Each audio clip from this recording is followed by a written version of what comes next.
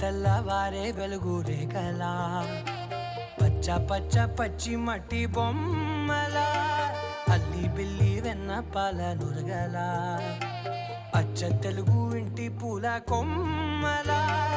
దేవదేవుడే పంపగా ఇలా దేవతే మా ఇంట అడుగే పెట్టెనంట బ్రహ్మ కళ్ళలో కాంతులే మా అమ్మలా మా కోసం మళ్ళీ లాలి పాడేనంట.